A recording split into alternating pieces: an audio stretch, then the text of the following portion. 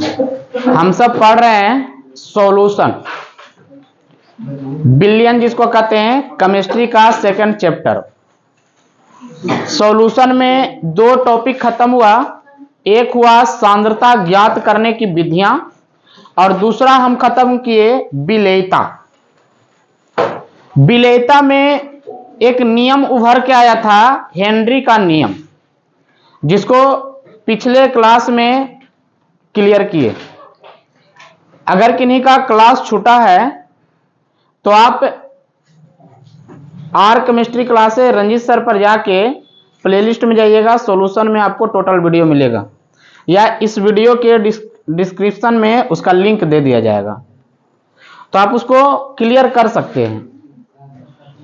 दो टॉपिक के बाद आज तीसरा टॉपिक स्टार्ट हो रही है, वेपर प्रेशर। ये वेपर प्रेशर क्या है? हिंदी में इसको कहते हैं वाष्प दाब। हिंदी में क्या कहते हैं? वाष्प दाब। तो ये वाष्प दाब है क्या, पहले तो हम ये बात करेंगे। चलिए एक सिंपल सी बात यहां पर देखते हैं।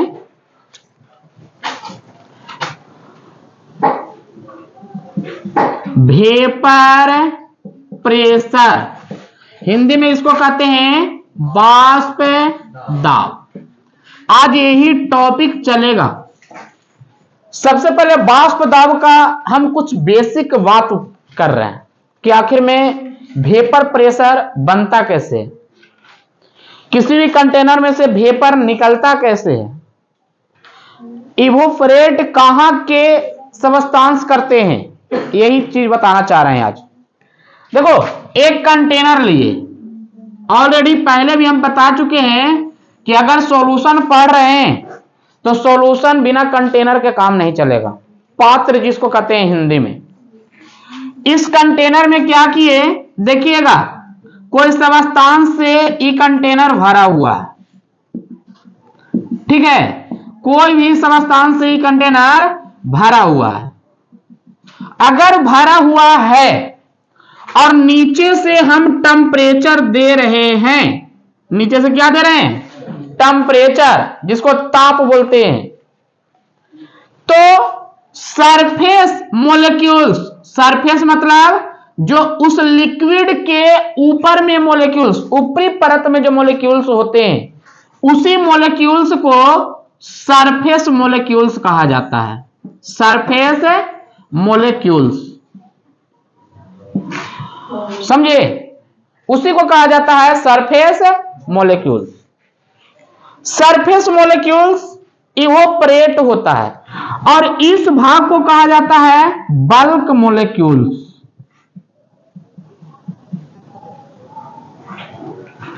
सरफेस मॉलिक्यूल्स और बल्क मॉलिक्यूल्स। सोचिएगा, आप वेपर प्रेशर जो वर्ड बोल रहे हैं ना, ये इवोपरेशन है। इवोपरेशन मतलब आप जानते हैं भाप, पहले भाप बनता है कि जब इसको हम हीट किए होंगे तो ये अवयव यहां पर गया होगा और यहां से वेपर निकला होगा। कोई कह देगा सर ऊपर से वेपर क्यों, यहां से क्यों नहीं? तो आपको पता है कि यहां पर फोर्स ऑफ अट्रैक्शन देखिएगा, इधर की ओर, इधर की ओर, इधर की ओर लग रहा होगा, और यहां का फोर्स ऑफ अट्रैक्शन यहां यहां यहां यहां यहां नीचे की ओर लग रहा है। तब कोई स्टूडेंट कह सकता है कि सर ऊपर की ओर वेपर क्यों जा रहा होगा, यहां पर अवयव जो आया ये वाला कैसे आ गया? तो एक बात सोचो कि यहां पर काइनेटिक एनर्जी नीचे की ओर लग रहा है, लेकिन जब यहां की बात करते हैं तो यहां पर क्या होता है कि फोर्स ऑफ अट्रैक्शन इधर, फोर्स ऑफ अट्रैक्शन उधर, फोर्स ऑफ अट्रैक्शन इधर, फोर्स ऑफ अट्रैक्शन इधर, और यही कंपोनेंट यहां पर गया। इसका मतलब इससे ज्यादा एनर्जी, इसमें कुछ ना कुछ और एनर्जी लग रही है, तभी पूरे सब्सटेंस को, कण को चिड़ते फाड़ते ऊपर की ओर गया होगा, गया होगा। यही सब्सटेंस यहां पर गया, उसके बाद ऊपर की ओर वेपर निकलना शुरू हो गया। अब सोचो, अगर कह देंगे कि सर बल्क का एनर्जी जो है सरफेस के एनर्जी से ज्यादा है कि कम है, तो बल्क में एनर्जी जो लग रहा है ना, उस सरफेस की एनर्जी से ज्यादा लग रहा है, नहीं लग रहा है? सरफेस के मॉलिक्यूल्स नीचे की ओर खाली लगा रहे हैं, बल्क के मॉलिक्यूल्स क्या कर रहे हैं, यहां से ऊपर चला गया। इसका मतलब इसमें फोर्स ऑफ अट्रैक्शन और काइनेटिक एनर्जी के अलावा भी इसमें कोई एनर्जी लग रहा है, जिसको हम सरफेस एनर्जी कहते हैं। सरफेस उसको तीर रहा है, सरफेस एनर्जी लग रहा है। 11th क्लास में भी हम इसमें पढ़े थे। अच्छा, यही घटना को अगर हम क्लोज कंटेनर में करें तो क्या हुआ? देखो यही घटना को अगर क्लोज कंटेनर में करते हैं तो ये जो अवयव है ए या कुछ, इसका वेपर ऊपर निकल रहा है। इसका वेपर क्या हो रहा है? ऊपर जा रहा है। तो ऊपर जा रहा होगा तो यहां पर ही टकरा के फिर तो नीचे ही आया होगा। ये वेपर ये टकरा के क्या होगा? नीचे आया होगा। पहले लिक्विड से गैस और गैस से फिर लिक्विड इक्विलिब्रियम में हुआ होगा, समझे? तब ना जाके वेपर प्रेशर हुआ होगा। क्या हुआ कि वेपर बना, ऊपर से लगा प्रेशर, वेपर पर लगाया गया प्रेशर को वेपर प्रेशर कहा जाता है, वाष्प दाब कहा जाता है। तो इसको जल्दी स्क्रीनशॉट लीजिए और उसके बाद हम क्लियर करते हैं वेपर प्रेशर, वाष्प दाब के बारे में। देखिएगा, वेपर प्रेशर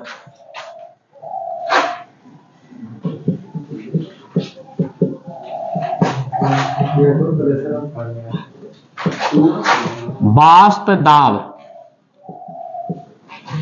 वाष्प दाब जो बनता है ना, वाष्प दाब जो होती है ये हमेशा क्लोज कंटेनर में होता है, बंद पात्र में, समझे ना? होता है कैसे, ये दिखाते हैं। देखिएगा, सबसे पहले एक कंटेनर लीजिए, थोड़ा सा समझना। क्लोज कंटेनर है वो, बंद पात्र है, इसको कहते हैं। कौन पात्र कहते हैं? बंद पात्र, जिसको आप लोग कहते हैं क्लोज कंटेनर।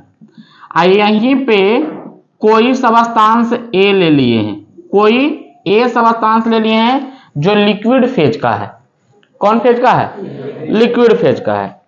अब आप ही समझिएगा, प्योर ए है, केवल ए है, ए के अलावा कुछ भी नहीं है, समझे ना?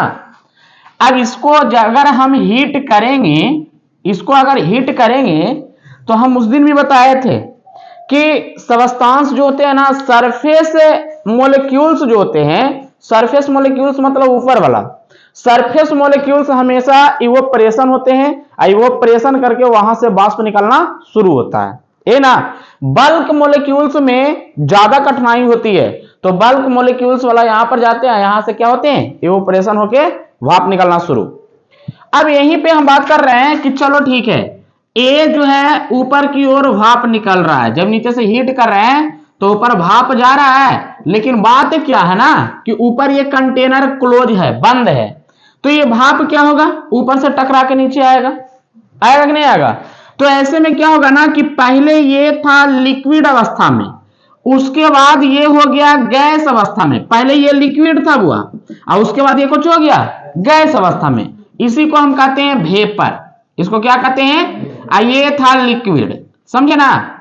फिर क्या हुआ ना कि ऊपर जब इससे ही टकराया तो टकरा के नीचे आके फिर लिक्विड में कन्वर्ट हो गया। माने ये जो बात की है ना, इक्विलिब्रियम का किए हैं। कौन सी का बात किए हैं? इक्विलिब्रियम, जिसको कहते हैं साम्य अवस्था। कौन अवस्था कहा जाता है? साम्य अवस्था। तो साम्य अवस्था में वेपर को हम क्या कह सकते हैं? माने वेपर प्रेशर का डेफिनेशन क्या हो सकता है? जब भी होगा ये साम्य अवस्था में होगा। अब बताइएगा, साम्य अवस्था में नहीं होगा तो प्रेशर लगेगा कैसे? साम्य अवस्था का मतलब क्या कि कोई काम कर रहे हैं, वहां ठोकर हुआ तो फिर लौट जाइए, काम कर रहे हैं, ठोकर हुआ, लौट जाइए। तो जब ठोकर जो पड़ा वही आपको प्रेशर पड़ा, को जो पड़ा। अब किस पे प्रेशर पड़ रहा है? तो वाष्प पे प्रेशर पड़ रहा है, नहीं पड़ रहा है? नीचे से ऊपर कुछ जा रहा था, वाष्प, वेपर। अब वेपर पर ऊपर से प्रेशर पड़ा तो उसी को कहा जाता है वेपर प्रेशर। कहा जाता है ना साम्य अवस्था में द्रव्य के ऊपर वाष्प पर लगाया गया दाब कौन दाब कहलाता है? वाष्प दाब कहलाता है। कौन दाब कहलाता है? वाष्प दाब कहलाता है, समझे? देखिएगा, वेपर प्रेशर का डिफिनेशन यही आ गया, साम्य अवस्था में द्रव्य के ऊपर लगाया गया दाब। देखो साम्य अवस्था में क्या हो रहा था, वेपर पहले जा रहा था, ऊपर टकराया, नीचे आके लिक्विड में बदल गया। पहले लिक्विड से गैस, और गैस से फिर कुछ आ गया लिक्विड, साम्यावस्था है। तो साम्यावस्था में क्या हो रही है कि वेपर जो ऊपर जा रहा है और यहां से ऊपर निकल ही नहीं रहा है, माने ये छोर से, ये पोजीशन से टकरा टकरा के नीचे आ रहा है। तो नीचे से गया वेपर ऊपर, और ऊपर से जो ढक्कन है वो दे दिया दबाव, वो दे दिया प्रेशर, समझे ना। तो उसी को कहा जाता है वेपर प्रेशर। किस पे प्रेशर लगा, तो वेपर पर लगा, तो उसी को कहा देंगे वेपर प्रेशर। वेपर प्रेशर को प्रभावित करने वाले फैक्टर कौन कौन है, सबसे पहले बात करते हैं फैक्टर माने कारक की बात करते हैं कि आखिर में वेपर प्रेशर किन किन बातों पर निर्भर करती है। पहला फैक्टर तो है कि कंटेनर के साइज पर निर्भर नहीं करता है। कंटेनर कितना हो बड़ा रहे, कितना हो छोटा रहे, वेपर प्रेशर से उससे कोई मतलब नहीं है, उस पर कोई प्रभावित नहीं करता है। क्यों नहीं करता है, पहला है क्या कि पात्र के आकार पर निर्भर नहीं करता है। पात्र मतलब कंटेनर, समझे ना, कंटेनर पर निर्भर नहीं करता। क्यों नहीं करता है, सोच लो तुम, एक ये पात्र है और एक ये पात्र है, दोनों पात्र है, एक छोटा दिए एक बड़ा दिए। चलो इसमें भी हम 50 ग्राम पानी डाल रहे हैं और इसमें भी 50 ग्राम पानी डाल रहे हैं, समझा रहा ना। वेपर ज्यादा किसमें निकलेगा, ज्यादा वेपर किसमें निकलेगा, दोनों में बराबर निकलेगा। तो जब बराबर निकलेगा तो प्रेशर भी बराबर लगेगा, समझे ना। तो ऐसे में क्या कहा गया कि पात्र के आकार पर निर्भर नहीं करता है, समझे ना। दूसरा है क्या, विलेय तथा विलायक की प्रकृति। दूसरा कौन सी है, विलेय तथा विलायक की प्रकृति, nature of solute and solvent. अभी सॉल्यूट और सॉल्वेंट पर निर्भर करता है। कैसे निर्भर करता है, तो विलेय तथा विलायक की प्रकृति बोलते हैं। तो हम यहीं पे आपको बताते हैं कि यहां पर जो भी हमको लेना है, वेपर आप लोग पता है कि वेपर वही बनाता है जो लिक्विड अवस्था में होता है, समझे ना। क्या ठोस अवस्था की चीज वेपर बनाएंगे, नहीं बनाएंगे। तो यहां पर सबस्टांस जो होते हैं ना, वो दो तरह के सबस्टांस होता है। सबस्टांस जिसको आप लोग कहते हैं पदार्थ, के तरह का होता है, दो तरह के। एक होता है वोलाटाइल पदार्थ, वोलाटाइल पदार्थ, और दूसरा होता है नॉन वोलाटाइल पदार्थ, नॉन वोलाटाइल पदार्थ, समझे। वोलाटाइल को कहा जाता है वाष्पशील, को जी कहा जाता है वाष्पशील। नॉन वोलाटाइल को अवाष्पशील, नॉन वोलाटाइल को क्या कहेंगे, अवाष्पशील, समझ गए। देखो वोलाटाइल नॉन वोलाटाइल, हमको तो बनाना है वेपर प्रेशर, तब वेपर प्रेशर कौन बनाएगा, जो वाष्पशील होगा। जैसे इसी में हम बात करते हैं H2O, CH2, C2H5OH, फिर आगे आइएगा CH2, CH2OH, इस तरह से आगे चलेंगे, ग्लाइकॉल, ग्लाइसिकॉल, इस तरह का होगा। अगर आप वाष्पशील की बात करें तो इसमें आ जाएगा चीनी, ग्लूकोज, नमक, यूरिया, यही सब है, ETC। ये सब वाष्पशील पदार्थ नहीं है। क्या खाली नमक को गर्म करिएगा तब वेपर निकलेगा उससे, खाली चीनी को गर्म करिएगा तब वेपर निकलेगा, क्या खाली यूरिया को गर्म करिएगा तब वेपर निकलेगा। यही चीज बता रहा है ना कि सबस्टांस दो तरह के, एक सबस्टांस जो है वो वाष्पशील होती है और दूसरा सबस्टांस जो है अवाष्पशील है। वाष्पशील सबस्टांस का यूज हमको करना है, यहां पे किसका यूज करना है, वाष्पशील। अब इसमें भी हमको देखना है कि कौन सबसे ज्यादा वाष्पशील होता है। इसको भी पकड़ने के लिए आपको हम बताते हैं। जैसे हम दो मॉलिक्यूल्स लेते हैं, एक लेते हैं बुआ H2O और एक लेते हैं C2H5OH। ये दोनों में हम आपको तुलना करके बता देते हैं कि ज्यादा वाष्पशील कौन होता है।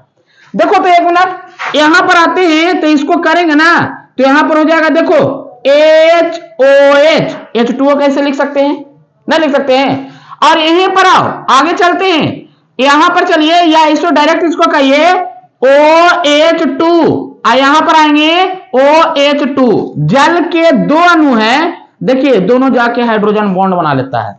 ये कौन बॉन्ड बना लेता है? Hydrogen bond. कौन बॉन्ड बनाता है? हाइड्रोजन बॉन्ड के लिए बताए थे कि हाइड्रोजन बॉन्ड तब बनती है जब hydrogen atom high electronegativity atom से जुड़े हुए आते हैं, तब हाई इलेक्ट्रोनेगेटिविटी के एटम हाइड्रोजन के साथ एक बंध बनाता है। उसी बंध को कौन बंध कहा जाता है? हाइड्रोजन बंध। कौन बंध कहा जाता है? और जहां पर हाइड्रोजन बंध हो गया, इसका मतलब वो वाष्पशील होगा। वो कुछ होगा? वाष्पशील होगा। वो जल में विलेय भी होगा। जल में कुछ होगा? विलेय भी होगा। अब यहां पर हम तो जल को लेबे किए हैं, क्या वाष्पशील है कि नहीं वो चेक करते हैं।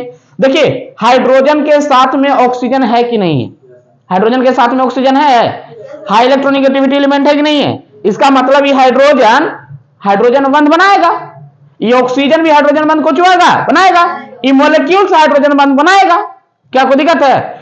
अब ये मॉलिक्यूल्स हाइड्रोजन बंध बनाया तो एक मॉलिक्यूल्स में, ध्यान देना, एक मॉलिक्यूल्स में के गो हाइड्रोजन बंध बना? दो गो इसमें और दो गो इसमें, के गो? चार गो। के गो बना? चार गो। अच्छा इसमें हम चेक करके देखते हैं। सर देखिए तो C2H5OH और यहां पर OH C2H5, ये दोनों के बीच में हाइड्रोजन बंध बन रहा है, नहीं बन रहा है?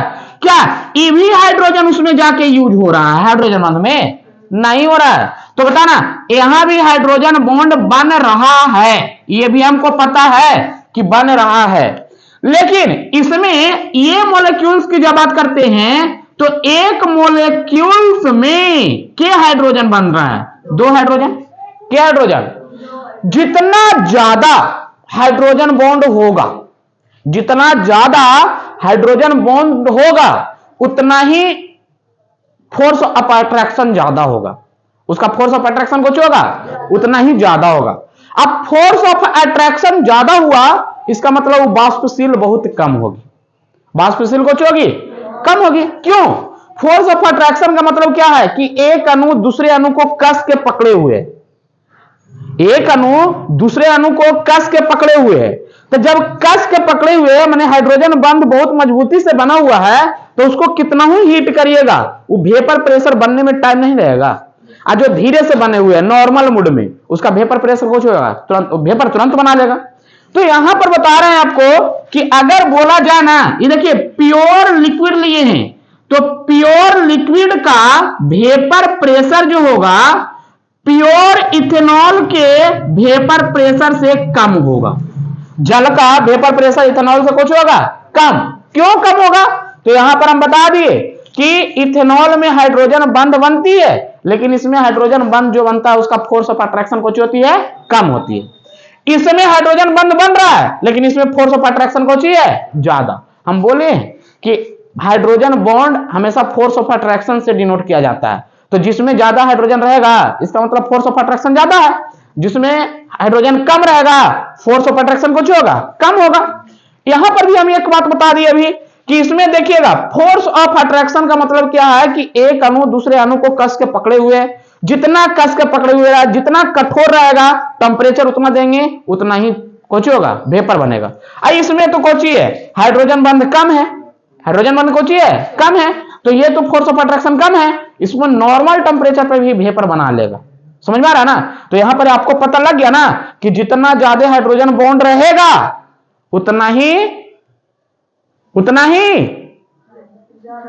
उतना ही ज्यादा फोर्स ऑफ अट्रैक्शन होगी, और उतना ही कम वोलेटाइल होगा, उतना ही कम कुछ होगा। अच्छा एक एग्जांपल देते हैं, आप लोग बताइएगा। चलो यहां पर पकाने के लिए दे रहे हैं, आप पकड़ते हैं कि नहीं पकड़ते हैं, अब देखते हैं। ये है C2H5OH, यहां पर आ गया CH2CH2OH, यहां पर आ गया CH2OH CH2OH और CH2OH, यही ना है जी। अब तुम बताओ तो ज्यादा फोर्स ऑफ अट्रैक्शन किसमें है?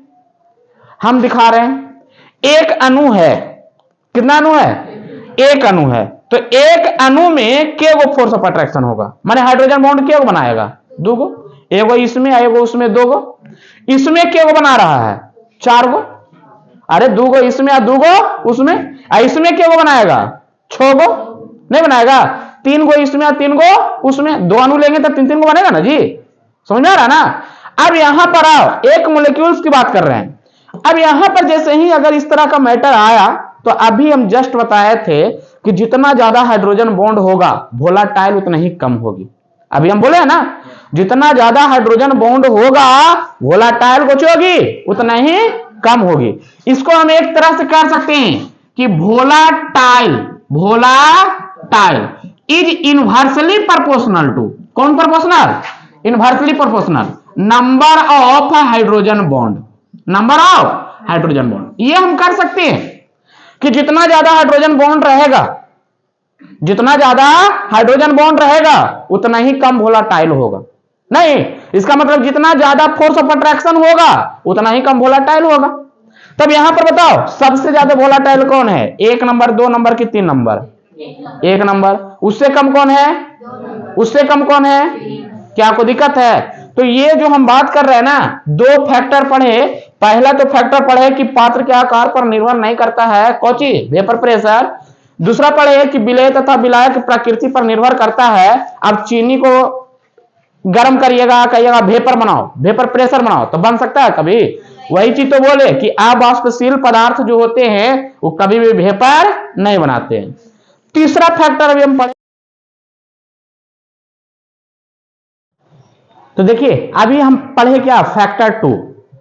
फैक्टर 3 तापमान है। चलिए इसके पढ़ने से पहले एक बात आप लोग को बोलते हैं।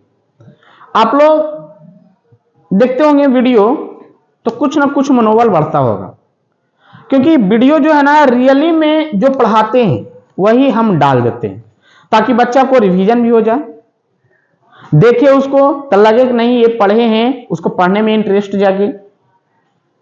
ये वीडियो को शेयर करिए, सब्सक्राइब करिए, लाइक करिए, ताकि अच्छे बच्चे तक पहुंच पाए।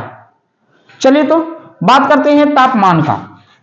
तीसरा फैक्टर तापमान है। अब तुम ही बता ना, हम तापमान बढ़ाएंगे, तापमान को चेंगे बढ़ाएंगे, कुछ होगा, भाप बढ़ेगा, वाष्प बनेगा, वाष्प बनेगा।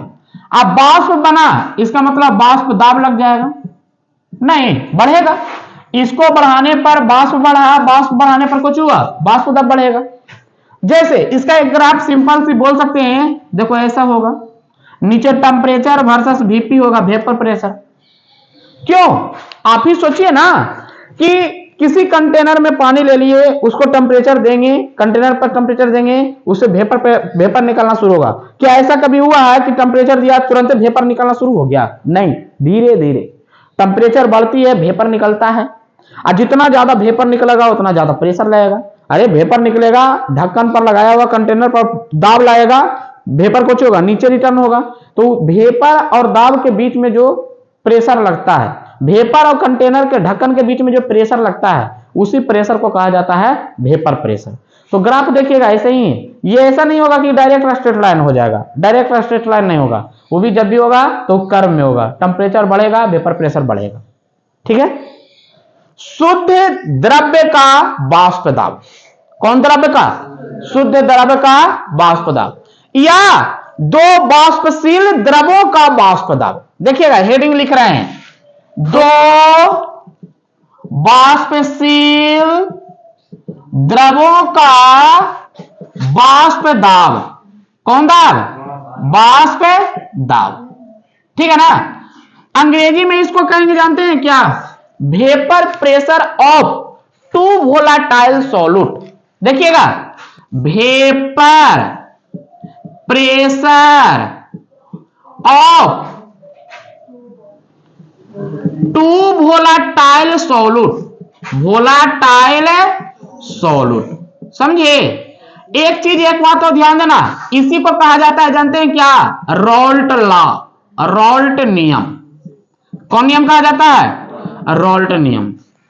इसके पहले हम सब पढ़े थे हेनरी नियम, आज आ गया रॉल्ट नियम।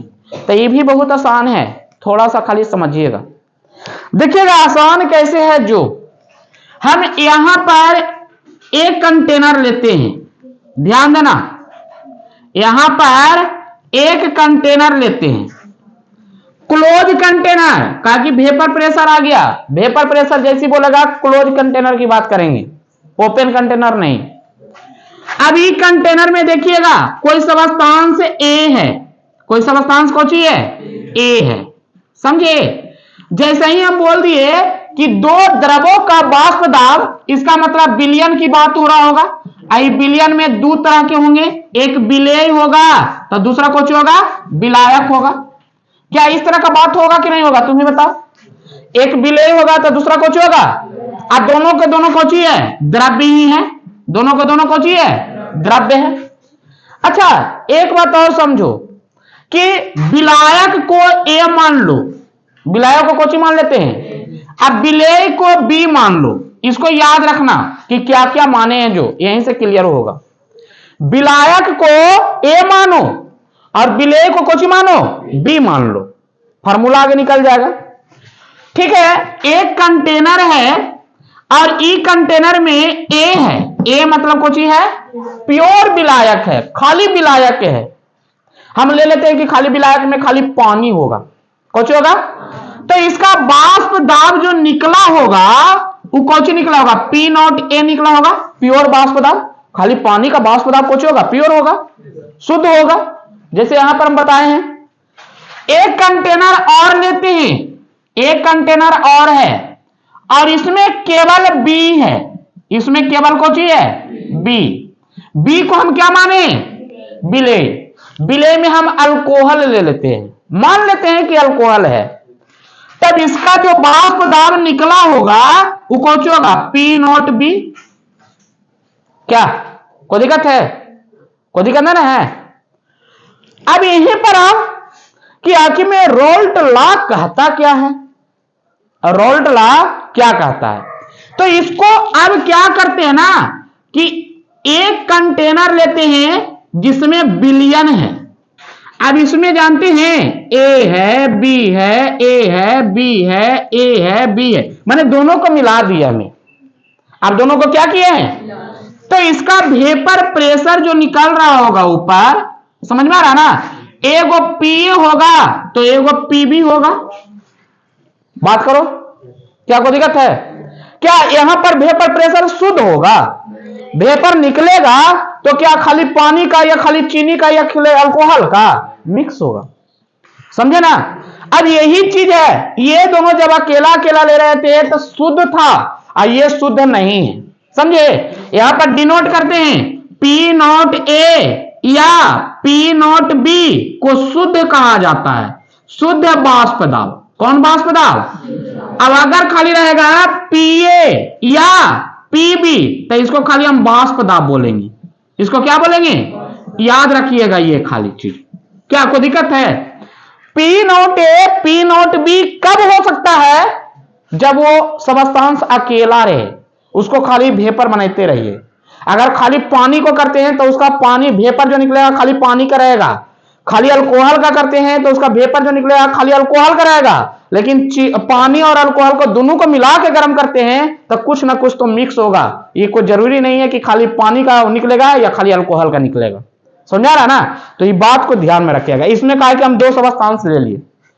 रोल्ट लॉ यहीं पर कहता है, रोल्ट नियम क्या कहता है, किसी भी विलयन में, किसी भी विलयन में प्रत्येक अवयव का, प्रत्येक अवयव का वाष्प दाब, कौन दाब, वाष्प दाब। सुनो, यहां जैसे ये ए है तो ए के द्वारा लगाया गया वाष्प दाब, ये बी है तो बी के द्वारा लगाया वाष्प दाब। अब ऊपर, यहां से ऊपर गया, ऊपर से टकरा के नीचे आया, इसका मतलब फिर ए इसमें आके घुल गया होगा। बी गया ऊपर, ऊपर से टकरा के नीचे आया, ई भी जाके घुल गया होगा। तो कहा ऐसे में कहा ए बी में घुल जाएगा, बी ए में घुल जाएगा, नहीं, ए में ही घुलेगा, बी बी में ही घुलेगा। तब घुलेगा तो क्या इसका मोलों की संख्या बढ़ेगा कि नहीं बढ़ेगा, बढ़ेगा कि नहीं बढ़ेगा। वही कह रहा है, किसी भी विलयन में प्रत्येक अवयव का आंशिक वाष्प दाब लिख दो, आंशिक वाष्प दाब उसी अवयव के मोल अंश के, कौन अंश के, मोल अंश के समानुपाती होती है। कौन सी होती है, समानुपाती होती है। कहेगा सर बात तो परफेक्ट आया, हेनरी नियम में ही पढ़े थे, नहीं पढ़े थे, हेनरी नियम में तो ही पढ़े थे कि किसी भी द्रव्य के ऊपर गैस पर लगाया गया दाब, यह भी तो ही है, द्रव्य के ऊपर वेपर है, अब वेपर पर लगाया गया दाब किस पे, प्रत्येक अवयव पे, ए पर लगा रहे हैं तो ए जाके घुलेगा, बी पर लगा रहे हैं तो बी घुलेगा। हेनरी नियम वही था, किसी भी द्रव्य के ऊपर गैस पर लगाया गया दाब उसी गैस की द्रव्य में विलेयता के समानुपाती होता है, नहीं बोले थे। या किसी द्रव्य के ऊपर लगाया गया, द्रव्य के ऊपर गैस पर लगाया गया दाब उसके मोल अंश के समानुपाती होता है। यहां भी तो वही चीज है कि किसी भी विलयन में प्रत्येक अवयव का वाष्प दाब उसी अवयव के मोल अंश के समानुपाती होता है। तो इस तरह के नियम को कौन नियम कहा जाता है, रॉल्ट लॉ।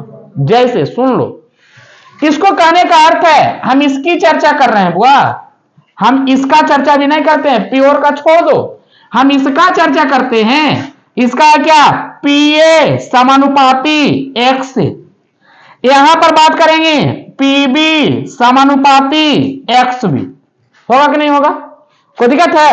अरे एक पर दबाव लगा होगा तो एक्स ए होगा, बी पर दबाव लगा होगा तो एक्स बी होगा, क्या कोई दिक्कत है, मूल्यांश का समानुपाती ना होगा। जी अवयव पर दबाव लगे वही अवयव के मूल्यांश बढ़ेगा। इसको जल्दी स्क्रीनशॉट लीजिए। अब देखिए यहां पे देखो, यहां पर क्या था, पीए समानुपाती एक्स ए, अब पीबी समानुपाती एक्स बी। हम ए को पहले प्रूफ करके दिखाते हैं।